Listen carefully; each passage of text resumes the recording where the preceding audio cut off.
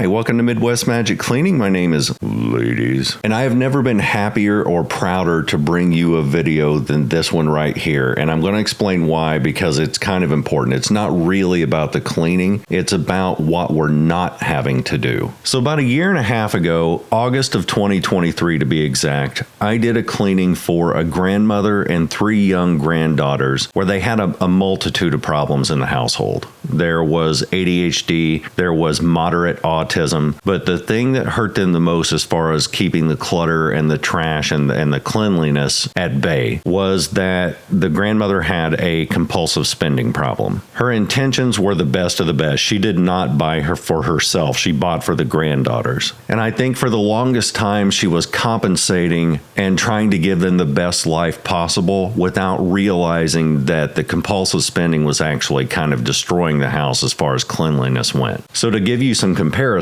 this is what the living room looks like now, obviously because I'm cleaning it on video. And this is what it looked like a year and a half ago. So back then they had a really bad problem, not just with compulsive spending, that was a big problem, but the other issue was that the kids were not quite trained yet to pick up after themselves as far as candy wrappers, toys, clothing. They just kind of left things where they were sitting. And I don't know if the grandmother was afraid to tackle that and force chores upon them, or if it was just a case of we'll deal with it later, which actually happens a lot with ADHD. Over the course of the last year and a half, not only have they gotten much better about picking up after themselves and throwing away trash and not leaving cups and plates all over the place, but she got her compulsive spending in check, and I cannot tell you how proud I am. Yeah, I can tell you how proud I am. It's not a secret. I am 10 prouds. I am exactly 10 prouds of them. If you took a proud and you put it on a plate in front of me, I would be like, that's not enough. I need 9 more to fulfill myself. And they did. They loaded up my plate with exactly 10 prouds. And when I walked into that house, both Jason and I immediately smiled because it's such an improvement. It's a night and day difference. And I'm just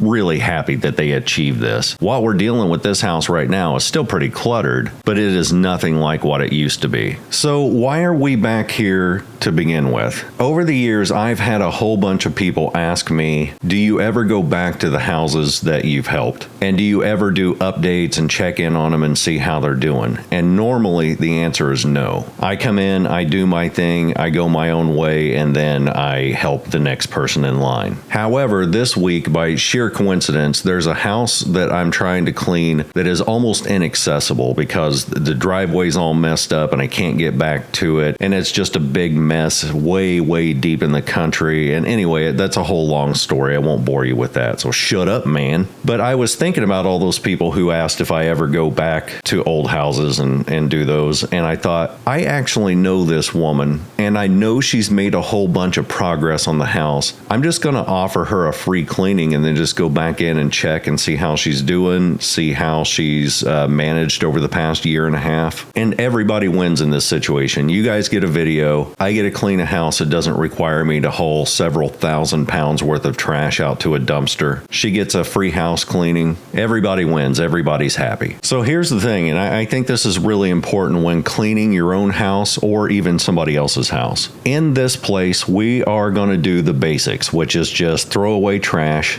do some decluttering, wipe down the dusty areas, sweep, vacuum, and mop. So you can basically break it down to trash, declutter, dust, floors. But she had certain requests to not touch certain things. So don't clean anything downstairs. Don't throw away any paperwork, even if it looks junk, because there are some important papers buried in there. The reason I think this is important is because I think that a lot of people may clean their house based on the way they think that other people keep their houses. But that doesn't really make sense because 2 different families live 2 different ways. If you have problems with object permanence, meaning that, let's say you put your mail on the kitchen table, and that's generally where it's kept. Then somebody else comes along and they put that mail in a folder, and then they just kind of put it off to the side in a more quote-unquote logical place. Once that mail is removed, it ceases to exist in your brain. You need to see it physically in order to remember that it's there. That's a real thing that happens with a lot of people. This is one of those households. So if they keep their paperwork on the kitchen table, that's where I'm going to keep the paperwork. There's a reason that they keep their medication on an end table instead of in the bathroom or in the medicine cabinet. So my job, instead of hiding all that stuff away, which is what I would do in my house, I have to realize that they live differently. And so instead of putting it away, I will just try to organize it in the prettiest way that I can without removing it from their view. And I think that's what I'd like to stress to viewers, which is if you live in a way that helps you focus and helps you remember where stuff is, and this is important, it doesn't affect the other people in your household, it doesn't cause them stress, then just continue living that way. You can absolutely live with stuff being out in plain sight. You just have to learn to snack it in a way that's not chaotic and doesn't cause chaos in your brain. Now, if that's causing problems with other people who live in your house, that's to the point to where you'll want to sit down with them and come up with some sort of system or compromise in order to allow those things to be within your sight, but not be so chaotic that it causes the other person stress. And that's kind of complex to do, but it's totally doable. So like in this case, in the living room, there was a bunch of games and stuff in their TV stand, and my natural instinct was I could take those out and put them in a better place, and this would look way less cluttered. However, if that's where they keep the games, and that's where they always know them to be, I can just straighten up the games and make it look a little less chaotic. There's no need to make them or anyone else relearn their house in order to look less cluttered.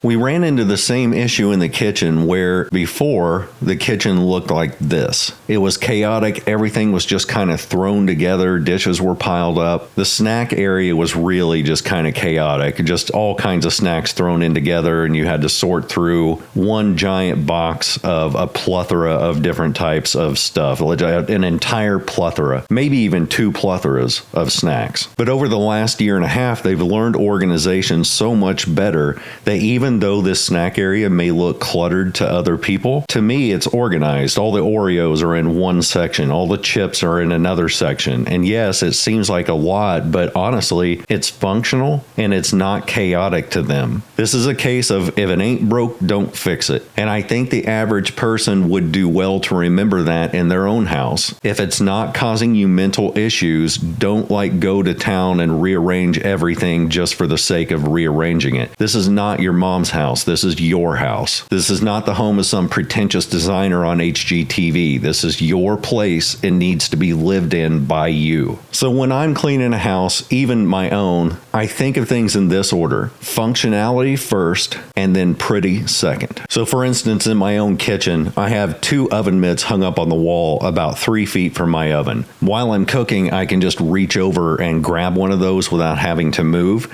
because I hate getting them out of the drawer every time I need them. So I got 2 of them that were pretty and match my decor and use those as functional decoration. Other people look at that and say it looks stupid, or why did you hang oven mitts on your wall? Or just even that looks weird. It's like hanging your clothes on your wall.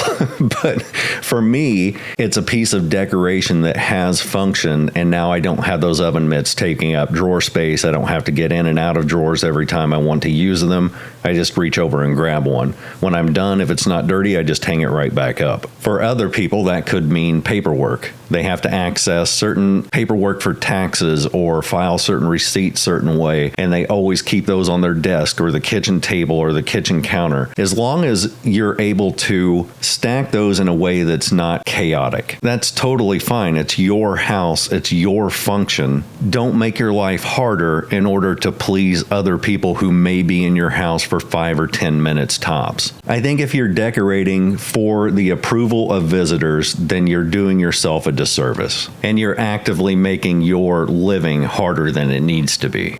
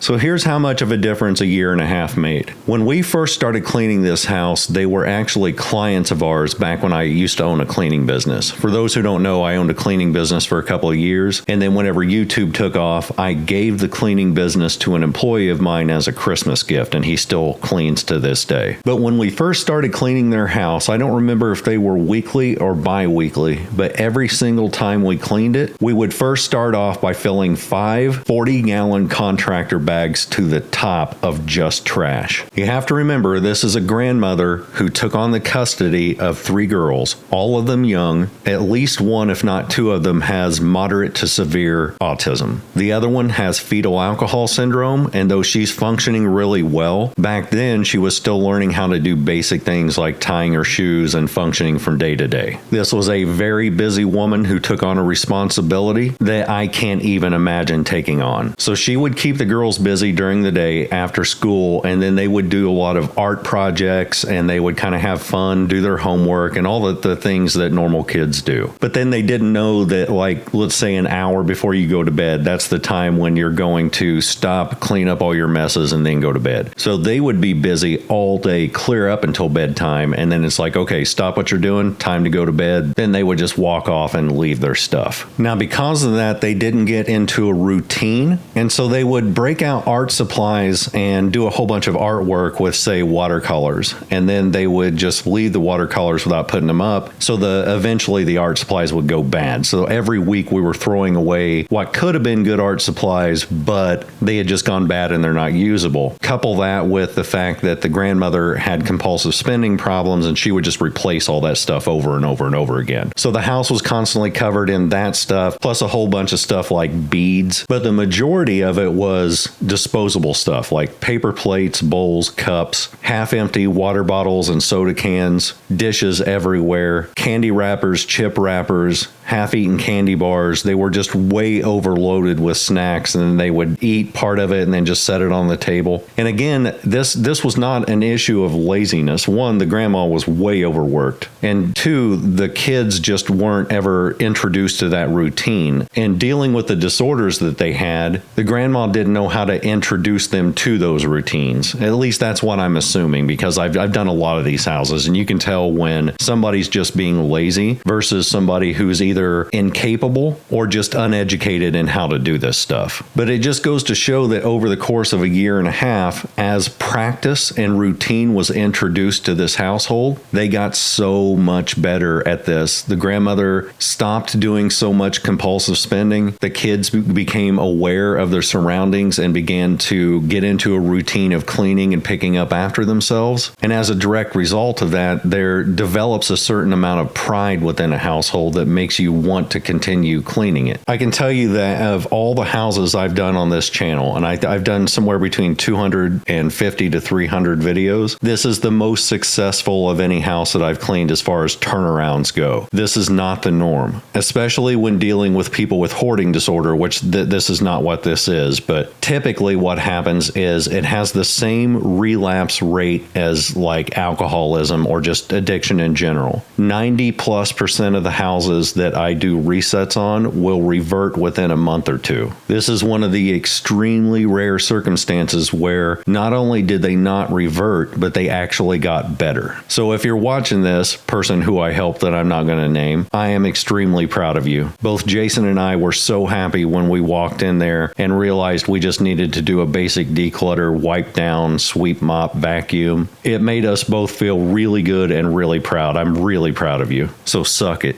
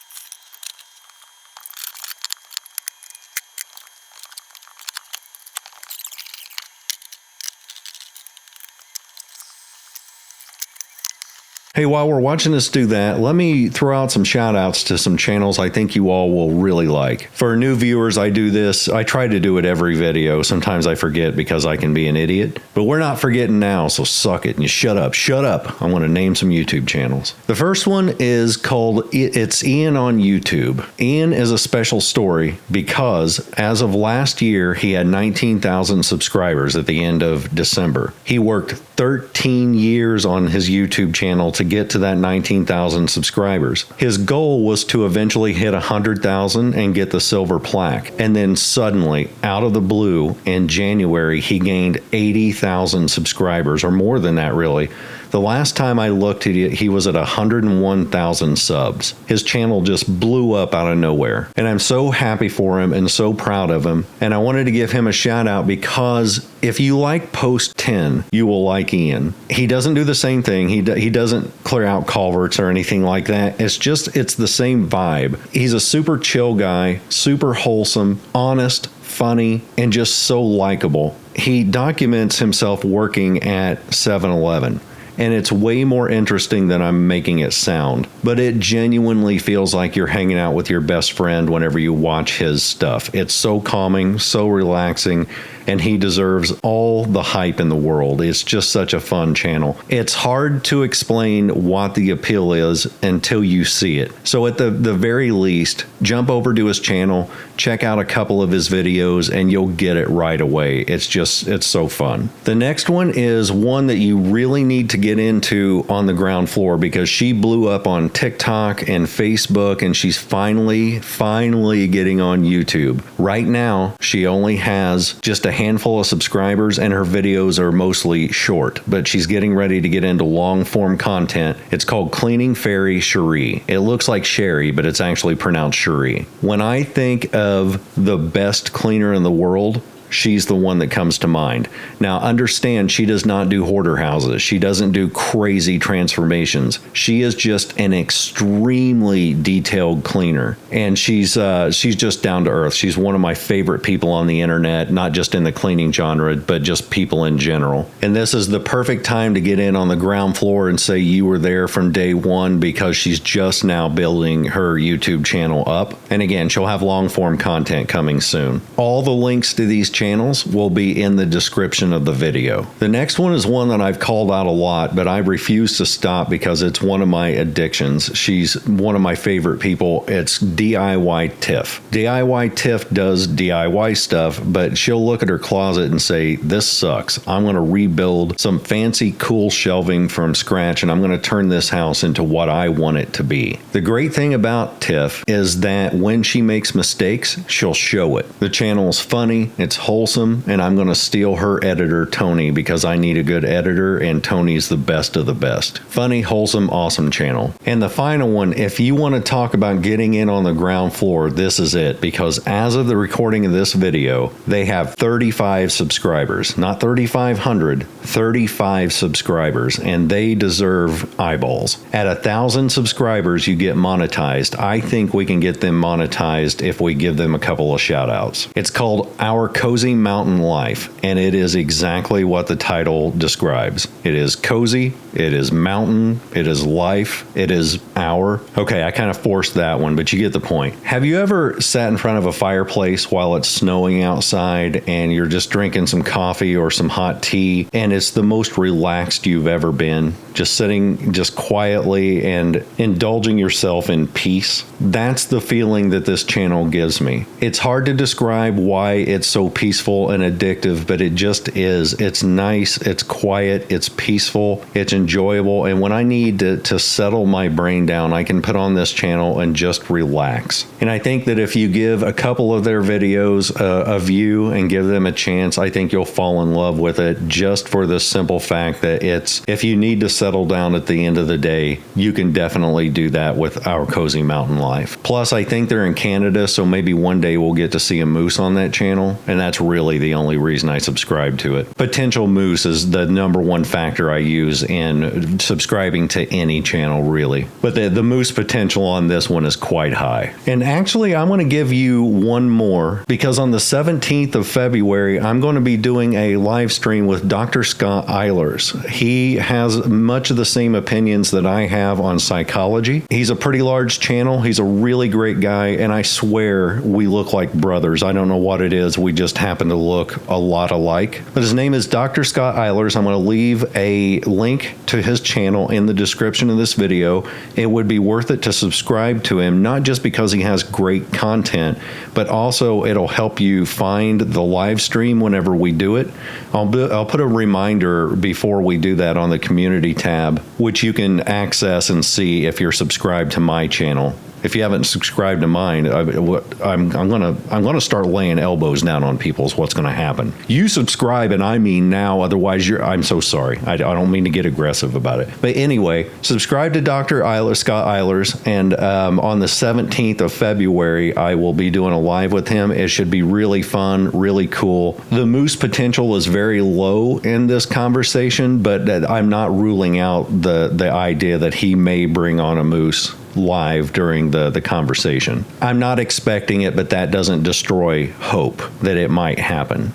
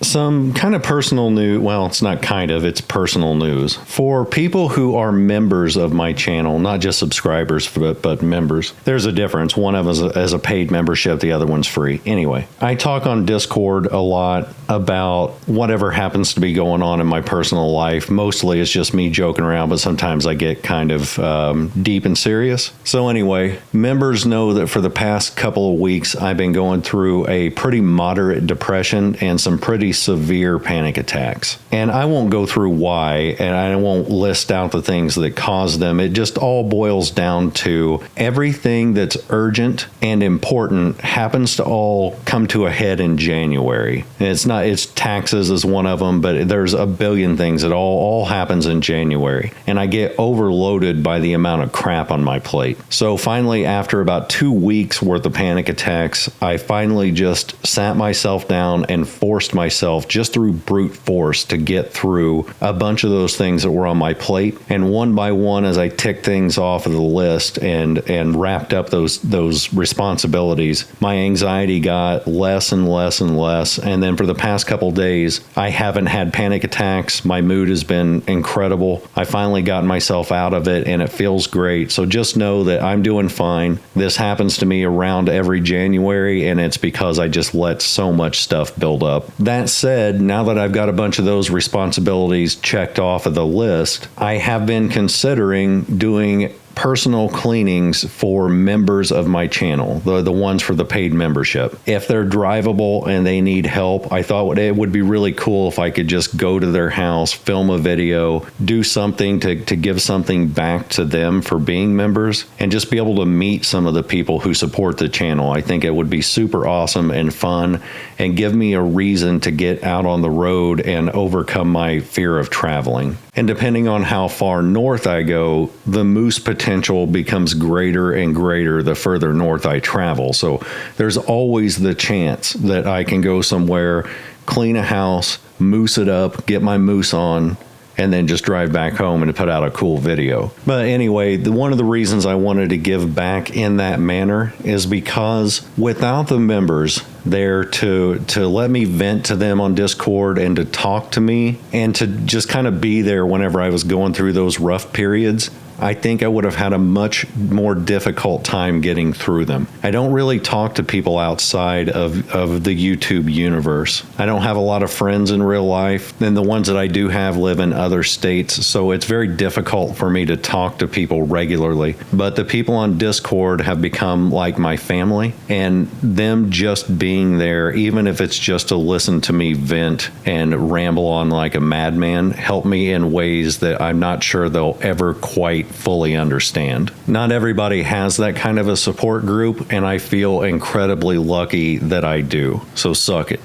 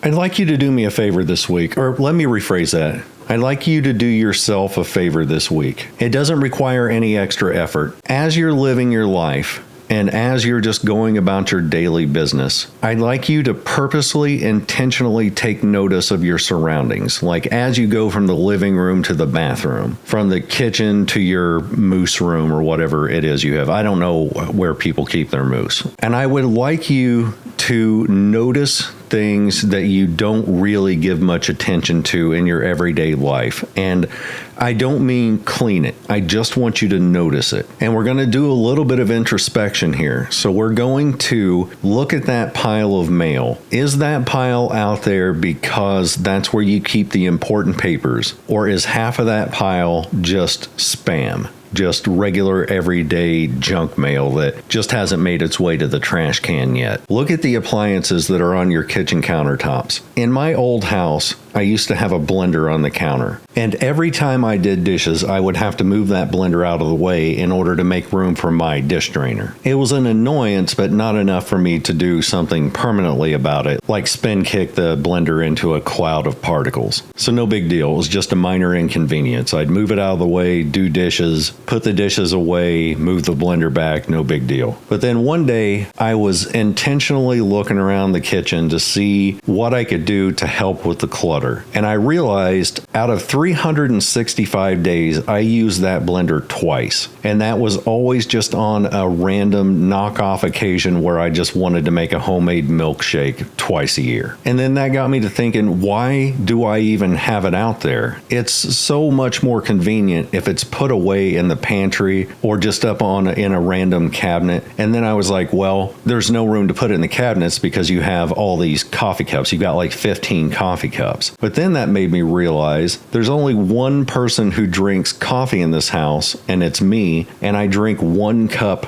every morning. If I have 15 cups, I'm not going 15 days before I do the dishes. Why do I have 15 coffee mugs up here? So once I started applying logic to the stuff in my house, I was able to pare things down and get it within a reasonable means. 5 or 6 coffee mugs, put the blender away. And since then, my rule of thumb for my own house has been, if the item doesn't serve a daily or weekly purpose, or it's not decoration, then it should have a home. I've been in so many houses that have air fryers on their countertops, but they haven't used them in a year. In many of the households that I help that have ADHD within the family, there's usually a pile of stuff where they're like, well, if I put this away, I'll forget that it exists. But the thing that they're worried about forgetting about is, let's say, a battery charger that they haven't used in a year. At some point, you have to look at your stuff and say, okay, this is not a thing that is necessary for me to remember its existence. I don't use it, or I rarely use it. Let's find it a home that's not just in the middle of the kitchen table. Again, it's different if it's stuff that you use on a daily or a weekly basis, and it makes more sense for it to be out in the open where you can just quickly grab it, use it, and then put it back. I've been to houses where they have a KitchenAid mixer on the countertop, but it is as much decoration as it is functional, even if they don't use it very often,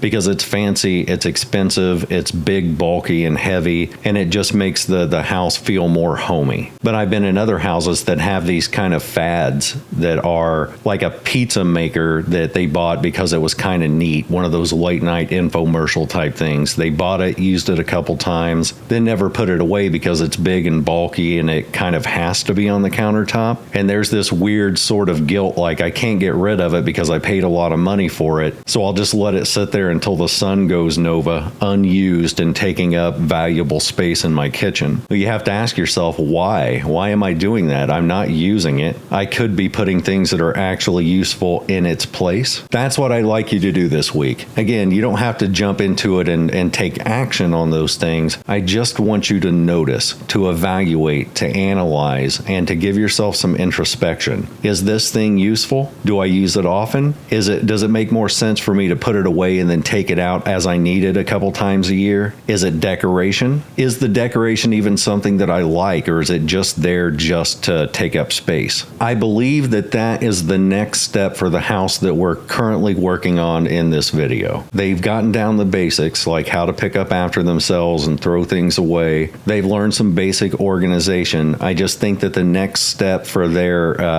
progression as a household is to be able to really look at their surroundings and see what they genuinely need and use and want. Then everything else is junk. They can give it away, donate it, throw it away, spin kick it, set it on fire, feed it to random stray moose. Whatever you do with old stuff. I don't put up with old stuff. I don't tolerate it. If you haven't subscribed to the channel, please do. We are projected to hit 1 million subscribers by this summer, and we're almost to 700,000 subscribers right now. We're less than 6,000 away. Once I get that gold plaque, I promise members that I will wear that around my neck like one of Flavor Flav's clock necklaces for at least one video. But I've always wanted the gold plaque. That's all I've ever really wanted out of the channel as far as like a return on investment, I guess you could say, a return on mental investment. I also have a 3-tiered membership. The bottom tier, the cheapest tier, gets you access to Discord, where a bunch of us always hang out. The middle tier gets you an extra video or a live stream once per week, usually on Wednesdays. And the top tier is just for people who are able to afford to financially support the channel in a bigger way. That being said, members, I will see you this Wednesday. Everybody else, I'll see you next weekend.